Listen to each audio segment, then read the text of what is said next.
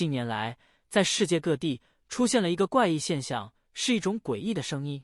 来自于天空。据说10%以上的人都有听过，而科学家们也无法肯定这种声音的发生原因。世界上又多了一种未解之谜，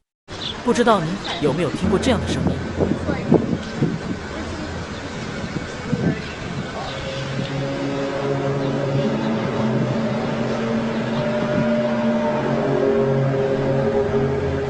？It's weird. I never heard anything like that before. 大约从2011年开始，各地陆续有人听到天空中发出震耳欲聋的声响，不止人类能听到，动物也会对这样的声音有反应，甚至汽车警报器也能被触发，因此并非是人类的幻听。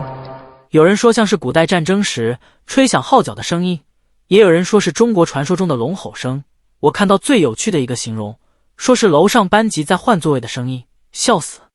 但其中最多人说是吹响号角的声音，与圣经中提到的在末日灾难降临前会有7位天使轮流吹响号角，并随着号角声陆续发生不同的灾难，如降下火焰和冰雹，地狱之门被打开等等，因此又叫这种现象天使号角。以下我们就来听听各地录到的几个片段。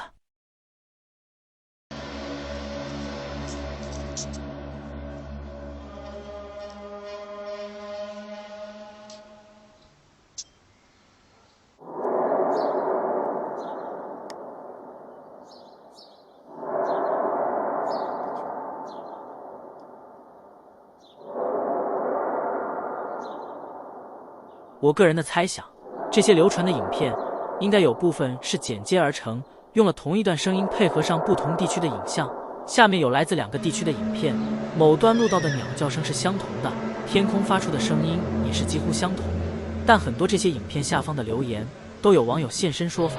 说在自己的家乡曾经听过，代表很多人真的亲耳见证过天使号角。根据美国太空总署 NASA 的说法，天使号角有可能是地球在发送神秘的无线电讯号。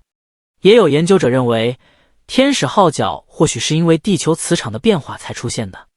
也有人质疑，会不会这个声音其实是来自于地下呢？很多听到天使号角的区域周边并没有发现明显的地质活动，也没有在施工的单位，很多是空旷的大地，因此大部分人还是认为声音是来自于天空。既然是来自天空，那最可能被联想的就是外星人了。外星文明一直是人类无法一窥究竟的谜团，所以很多神秘谜团都会让外星人背锅，又是外星人的事情了，天使号角也不例外。但说不定真的是外星人在传达什么讯息给我们。世界之大，无奇不有，人类对于地球的认知还是非常少，我们能做的就是继续珍惜地球这个唯一的家园，降低污染，减少破坏。以上就是今天这集的内容，喜欢这种神秘内容的，请记得按赞、订阅我的频道哦。